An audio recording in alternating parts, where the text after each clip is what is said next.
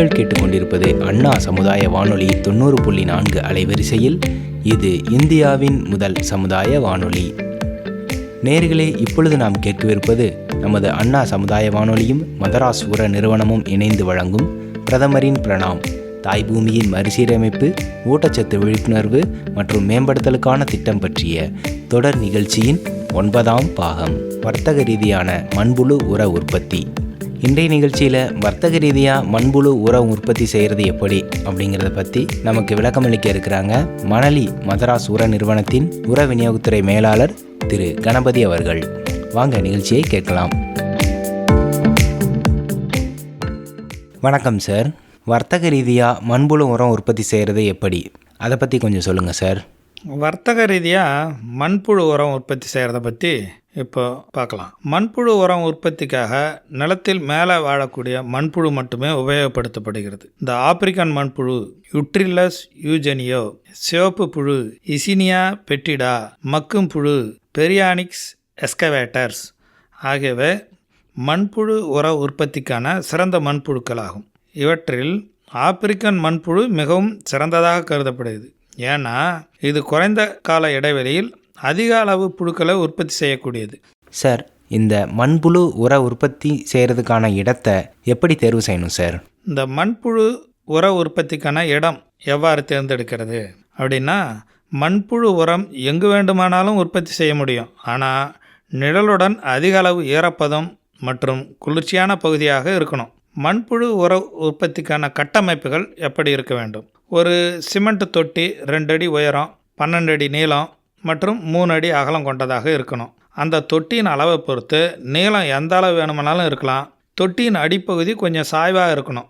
அதிக அளவு தண்ணீரை வடிகட்டுவதற்கு மண்புழு உர தொட்டியின் அமைப்பிலிருந்து ஒரு சிறிய சேமிப்பு குழி அவசியம் இருக்கணும். ஹாலோ பிளாக்ஸு அல்லது செங்கலை பயன்படுத்தி இந்த கட்டமைப்புகளை உருவாக்கிக்கலாம். இந்த மண்புழு உர உற்பத்திக்கான படுக்கையை எவ்வாறு தயார் செய்கிறது சார்? மண்புழு உர உற்பத்திக்கான படுக்கை எப்படி தயார் பண்ணுறதுன்னா, மண்புழு உர உற்பத்திக்கான கட்டமைப்பில் நெல் உமி அல்லது தென்னை நார் கழிவு அல்லது கரும்பு சோகை 3 சென்டிமீட்டர் உயரத்துக்கு பரப்பணும். இப்படுக்கையின் மேலே 3 சென்டிமீட்டர் உயரத்துக்கு தூவணும். இந்த மண்புழு உர உற்பத்திக்கான செலவினங்கள் பற்றி கொஞ்சம் சொல்லுங்கள் சார். ஒரு சாதாரணமாக ஒரு 4 டன் மண்புழு உர உற்பத்தியின் வரவு செலவு கணக்கு பார்த்தோம்னா, சிமெண்ட் தொட்டி கட்ட ஆகும் செலவு ஒரு 10,000 ரூபா, கழிவுகள் ஒரு 1600 ரூபா, மண்புழு 10 கிலோ, கிலோ ஒன்றுக்கு ரூபாய் 150 வீதம் 1500 ரூபா, ஆட்கூலி 10 பேருக்கு ஒரு ஆள் ஒன்றுக்கு 220 வீதம் 2200, மொத்த செலவு 15300. மண்புழு உர விளைச்சல் பார்த்திங்கன்னா 3200 கிலோ கிடைக்கிறது. மண்புழு உர விற்பனை மூலம் கிடைத்த வருமானம் 3200 கிலோவுக்கு 10 ரூபா மேனிக்கு 32,000. இதில் நிகர லாபம் 16,700. மண்புழு உரம் தயாரிக்க கழிவுகளை எப்படி தேர்ந்தெடுக்கிறது சார்? ஸோ மண்புழு உரம் தயாரிக்கிறதுக்கு கழிவுகளை எப்படி தேர்ந்தெடுக்கிறது? கால்நடை கழிவுகள், பண்ணை கழிவுகள், பயிர் கழிவுகள், காய்கறி கழிவுகள், பழம் மற்றும் பூ மார்க்கெட்டில் உள்ள கழிவுகள் மண்புழு உரம் தயாரிக்க உகந்தது. மண்புழு உரம் தயாரிக்கிறதுக்கு முன்னதாக கால்நடை கழிவுகளை நன்றாக சூரிய ஒளியில் உலர்த்திடணும். மற்ற கழிவுகளை சாணத்துடன் சேர்த்து 20 நாட்களுக்கு வச்சிருந்து மக்க வைக்கணும். அதன் பின் அதனை மண்புழு உர தயாரிப்பு படுக்கையில் இடணும். இந்த மண்புழு உர உற்பத்தி முறை எப்படி செய்கிறது சார்? மண்புழு உர உற்பத்தி முறை எப்படி செய்கிறது? குழி அல்லது தொட்டி முறையில் மண்புழு உரம் உற்பத்தி செய்யப்படுகிறது. குழி முறையில் தேர்வு செய்யப்பட்ட இடத்தின் மேலே பாலித்தீன் காயத்தை விரிக்கணும். இதன் மேலே 5 சென்டிமீட்டர் சாணத்தை பரப்பணும். அந்த அடுக்கின் மேலே 1/2 மீட்டருக்கு உயரத்துக்கு பண்ணை கழிவுகளை இட வேண்டும். பிறகு ஒரு நாள் விட்டு ஒரு நாள் தண்ணீர் தெளிச்சு வரணும். சுமார் 35 நாட்களில் இந்த கலவை நல்லா மக்கிவிடும். சிமெண்ட் தொட்டியின் அடிபாகத்தில் 3 சென்டிமீட்டர் உயரத்துக்கு மரத்தூள் கொண்டு முதல் இடுக்கினை அமைக்கணும். பின் 6 அங்குலம் உயரத்துக்கு தோட்டத்து மண்ணை பரப்பணும். இதுக்கு மேலே 2 அங்குலம் உயரத்துக்கு மக்கிய சாணத்தை பரப்பணும். இந்த மண்புழு படுக்கையில் 1 சதுர மீட்டருக்கு 1.3 கிலோ புழுவை இட வேண்டும். தொழு உரத்தின் ஈரப்பதம் 35 முதல் 40% இருக்கணும். புழுவை விட்ட 7 முதல் 10 நாட்கள் தொழு உரத்தின் மேல் பகுதி முழுசும் மண்புழு உரத்தால் மூடப்பட்டிருக்கும். மண்புழு உரத்தை 5 முதல் 7 நாட்களுக்கு ஒரு முறை தொட்டியிலிருந்து அகற்றணும். மண்புழுக்கள் சுமார் 45லிருந்து 60 நாட்களில் தொழு உரத்தை முற்றிலுமாக உண்டு மண்புழு உரமாக மாற்றிடும். இந்த மண்புழு உரத்தை பயன்படுத்துறதுனால என்னென்ன மாதிரியான நன்மைகள் பயன்கள் எல்லாம் கிடைக்கும், அதை பற்றி கொஞ்சம் சொல்லுங்கள் சார். மண்புழு உரத்தை பயன்படுத்துவதனால நமக்கு என்ன பயன்கள்னா, நிலத்தில் அங்ககப் பொருட்களின் அளவு அதிகமாகிறது, மண்ணின் நயத்தை அதிகரிக்க செய்து நீரின் உட்கொள்ளும் தன்மை அதிகரிக்கிறது, தழை, மணி, சாம்பல் சத்து மற்றும் நுண்ணூட்டச்சத்துக்கள் இருப்பதால் பயிரின் வளர்ச்சி அதிகரிக்கிறது, மண்புழு உரத்தினால் வேர்களின் வளர்ச்சி அதிகரிக்கிறது, காய்கனிகளின் சுவை, நிறம் மற்றும் வாசனை ஆகியவற்றை அதிகரிக்கிறதோட நீண்ட நாட்கள் கெடாமலும் இருக்கிறது. வேண்டாத கழிவுகளை மக்கச் செய்து உரமாக மாற்றுறதுனால சுற்றுப்புற சூழல் பாதுகாக்கப்படுகிறது. மண்புழு உரத்தை தயாரிப்பதன் மூலம் ஒரு டன்னுக்கு ரூபாய் 4175லிருந்து 4500 வரை நிகர லாபம் கிடைக்கிறது. நேயர்களே, தொடர்ந்து பிரதமரின் பிரணாம் திட்டத்தை விளக்கும் ஒரு சிறு நாடகத்தை இப்பொழுது நாம் கேட்கலாம். வணக்கம் சித்தப்பா, என்ன ரொம்ப நாள் ஆளே காணோம்? எப்படி இருக்கீங்க சித்தப்பா? வணக்கம் பிள்ளைங்களா, ரொம்ப சந்தோஷம் உங்களை பார்த்தது. ரொம்ப நாளாக நான் ஊரில் இல்லை, வெளியூருக்கு போயிட்டேன். என்ன காரணம்னா, அந்த ட்ரோனை பற்றின விழிப்புணர்வு, அந்த செயல் விளக்கம்லாம் கொடுத்தாங்க. அதை தான் பார்த்துட்டு இப்போ தான் வந்து சேர்ந்தேன். இதுக்கப்புறம் விவசாயத்தில் கொஞ்சம் ஈடுபடணும்ப்பா. ட்ரோனா? என்ன ட்ரோனை பற்றி பேசிகிட்டு இருக்கீங்க? ட்ரோனுன்றது வந்து பிஎம் பிரணாம் திட்டத்திலிருந்தும் வளர்ச்சியடைந்த பாரதம் அப்படின்ற ஒரு திட்டங்களும் இந்த மத்திய அரசு உருவாக்கியிருக்கு. ஆமாம் சித்தப்பா, இந்த பிஎம் பிரணாம் திட்டம் இப்போதோ நான் கேள்விப்பட்டேன், நியூஸ்லலாம் போட்டாங்க. அப்படின்னா என்னது சித்தப்பா? இந்த பிஎம் பிரணாம் திட்டம்ன்றது நமது பாரத அரசின் பிரதம மந்திரியின் திட்டம். இது ஏன் வந்தது அப்படின்னா, COP 28 என்ற மாநாடு சமீபமாக யுனைடெட் அரப் எமிரேட்ஸில் வந்து நடந்தது. அதில் உலகளாவ நமக்கு இருக்கிற கவலைகள், காலநிலை சூழ்நிலைகள் இவையெல்லாம் வந்து நமக்கு பின்விளைவுகளை ஏற்படுத்தும் அப்படிங்கிறதுக்காக ஐக்கிய நாடுகள் சபையில் இந்த 28 நாடுகளும் ஒன்று சேர்ந்து நிலையான வளர்ச்சி இலக்குகள் அப்படின்னு ஒன்று குறியீடு பண்ணியிருக்காங்க. அதில் வளங்குன்றா வளர்ச்சி குறியீடுகள் அப்படின்னு ஒரு முடிவு எடுத்திருக்காங்க. அதன்படி நம்ம நாடும் அதற்கு உறுதுணையாக என்ன பண்ணணும் அப்படிங்கிறத நம்ம பாரத பிரதமர் யோசனை பண்ணி பிஎம் பிரணாம் திட்டத்தை முன்னெடுத்து இருக்கிறாரு. இன்னும் கொஞ்சம் விளக்கமாக சொல்லுங்க சித்தப்பா. சொல்கிறேன் பிள்ளைகளா. அதாவது பிஎம் பிரணாம்ன்றது பிரதம மந்திரி பூமி தாயை மீட்டெடுத்தல், மண்ணின் தற்போதைய வளம் குறித்து விழிப்புணர்வு ஏற்படுத்துறது, மண்ணை வந்து ஓட்டமேற்றுறது அல்லது வளமைப்படுத்துறது, அப்புறம் கெட்டுப்போய் இருக்கிற மண்ணை சீர்திருத்துறது, அதன் தரத்தை மேம்படுத்துறது என்றது தான் பிஎம் பிரணாம் திட்டத்தின் நோக்கம். பூமியை பாதுகாக்க நம்ம ஒவ்வொருவரும் கடமையாகும். நமது தாயை எப்படி நம்ம காப்பாற்றுறோமோ அதே அளவுக்கு பூமியும் நம்ம காப்பாற்றினா நமக்கு எல்லற்ற பலன்கள் கிடைக்குமா. நாம் பூமியோட வளங்களை பாதுகாக்கிறது நம் ஒவ்வொருடைய கடமை. அதை செய்யணும். அதை தான் வந்து நான் இப்போ இந்த செயல் விளக்கங்கள் மூலயமா நான் தெரிஞ்சுக்கிட்டு வந்தேன். ஓ, இது ரொம்ப நல்லா இருக்கே சித்தப்பா. அந்த நிலையான வளர்ச்சி இலக்குகள் 17 வளர்ச்சி இலக்குகள்னு சொன்னேன் இல்லையா, அந்த 17 வளர்ச்சி இலக்குகள் வந்து பெரும்பாலாண்மையை வேளாண்மை சார்ந்ததாக தான் இருக்குது. முதல் இலக்கு வறுமை இல்லாத உலகம், 2வது பசி இல்லாத உலகம், 3வது ஆரோக்கியம் மற்றும் குடும்ப நலம், அதுக்கப்புறம் 6வது இலக்கு விவசாயம் சார்ந்ததாக வருது. அது நம்ம சுத்தமான சுகாதாரமான தண்ணீர், அப்புறம் சுற்றுப்புற சுகாதாரம். 7வது இலக்கு நம்மளுடைய வாங்கும் திறனுடைய சக்தி, சுத்தமான ஆற்றல்.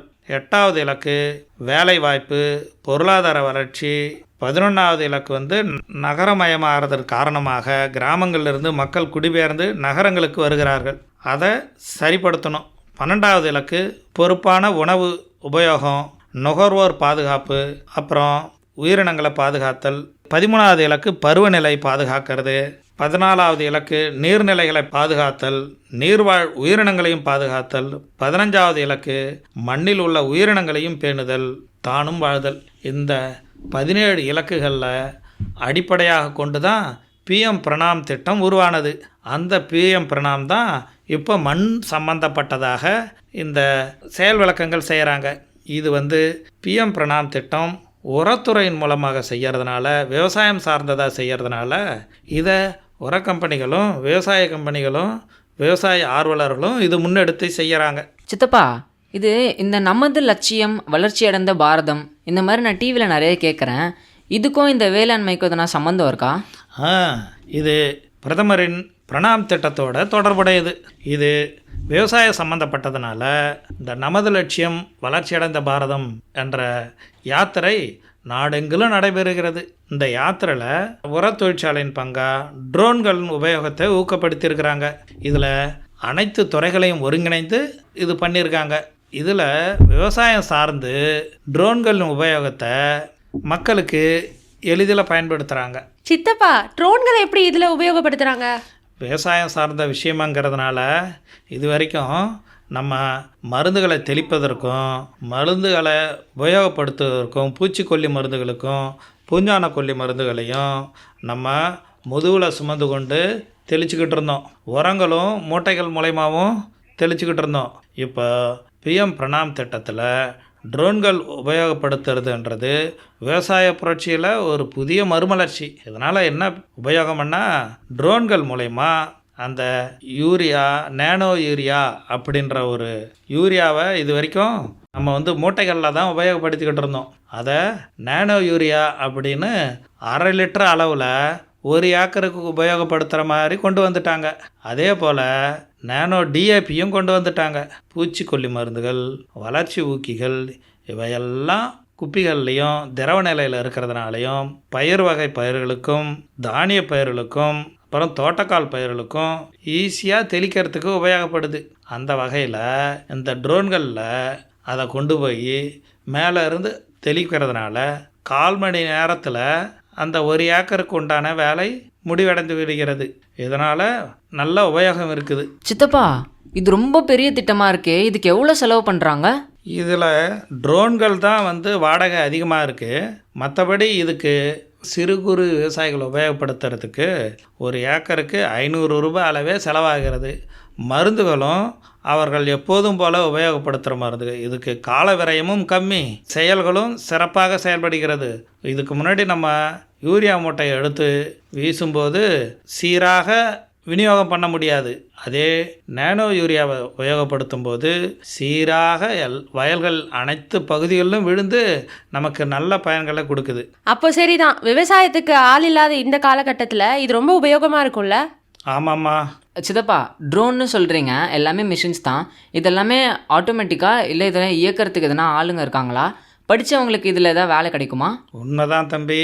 ட்ரோன்கள் இயக்கிறதுக்கு ட்ரோன் பைலட் அப்படின்னு ஒரு கோர்ஸ் இருக்குது. அதை இயக்கிறதுக்கு படித்த பிள்ளைங்களை ட்ரைனிங் கொடுத்து ஒரு 10 நாள் ட்ரைனிங் தான். இதில் அவங்களுக்கு முறையான பயிற்சி கொடுத்து அதை எப்படி இயக்கிறதுன்னு செய்யும்போது இது படித்த கிராமப்புற இளைஞர்களுக்கு நல்ல வேலைவாய்ப்பு கிடைக்கிறது. அப்போது இந்த ட்ரோனோட விலை அதிகமாக இருக்குமே, என்ன பண்ணுவாங்க? ஆரம்ப காலகட்டத்தில் ட்ரோனோட விலை அதிகம்தான். இதுக்காக வங்கிகள் மூலமாக அரசாங்கம் லோன்களை கொடுக்குது. இது படித்த இளைஞர்களுக்கு மட்டுமல்லாமல் மகளிருக்கும் இது உதவுது. அந்த திட்டத்தையும் பிரதமர் மகளிர் ட்ரோன் மையம் என்ற ஒரு திட்டத்தை உருவாக்கி மகளிருக்கும் இதில் வேலை வாய்ப்பு கொடுத்துருக்கிறாரு. படித்த மகளிர் கிராமப்புறங்களில் சுய உதவி குழுக்கள் மூலமாக ட்ரோன்களை வாங்க முடியும். ஒரு குறிப்பிட்ட அளவு பணம் செலுத்தி அது அரசாங்கத்தின் மூலமாகவே சப்சிடியாக அவர்களுக்கு அதை வழங்கி அதை உபயோகிக்கும் பைலட் பயிற்சியும் கொடுத்து அவங்கள உபயோகப்படுத்த ஊக்கப்படுத்துது. இந்த வகையில் கிராமங்கள்லேருந்து மக்கள் விவசாயத்தில் ஆர்வமாக செய்யும்படி இந்த திட்டம் ரொம்ப இளைஞர்களுக்கும் வளர்ந்து வர புரட்சிகர விவசாயத்துக்கும் இது மிகவும் உதவிகரமாக இருக்குது. இது விவசாயத்தில் மற்றுமொரு புரட்சி அப்படின்னு தான் சொல்லலாம். ஆமாம் சித்தப்பா, மகளிர் உதவிக்குழுவை நாங்கள் எப்படி அணுகிறது? மகளிர் சுய உதவி குழுக்கள் இருக்குல்லம்மா, அவங்க மூலயமா பேங்க்கில் போனீங்கன்னா பிரதம மந்திரியின் மகளிர் ட்ரோன் மையம் அப்படின்ற திட்டத்தின் கீழே உங்களுக்கு லோன் கொடுப்பாங்க. அதற்கு உண்டான வழிமுறைகளையும் அவங்களே சொல்லி கொடுப்பாங்க. அவங்க அந்த ட்ரோன் இயக்குவதற்கான பயிற்சியும் பைலட் பயிற்சியும் அவங்க உங்களுக்கு வழி நடத்துவாங்க. அதன்படி நாம் செயல்படுத்தி பயன்பெறலாம். அப்படின்னா இது மகளிருக்கு சிறந்த திட்டம் தான். ஆமாம்மா. நேயர்கள் இதுவரை கேட்டது அண்ணா சமுதாய வானொலி மற்றும் மதராஸ் உர நிறுவனம் இணைந்து வழங்கிய பிரதமரின் பிரணாம் திட்டம் பற்றிய தொடர் நிகழ்ச்சியின் 9ஆம் பாகம். இன்றைய நிகழ்ச்சியில் வர்த்தக ரீதியான மண்புழு உரம் உற்பத்தி பற்றிய நேர்காணலையும் பிரதமரின் பிரணாம் திட்டம் பற்றிய சிறு நாடகத்தையும் நாம் கேட்டோம். இந்த நிகழ்ச்சி உங்களுக்கு பயனுள்ளதாக இருந்திருக்கும் என நம்புகிறோம். மீண்டும் அடுத்த நிகழ்ச்சியில் சந்திப்போம். நன்றி, வணக்கம்.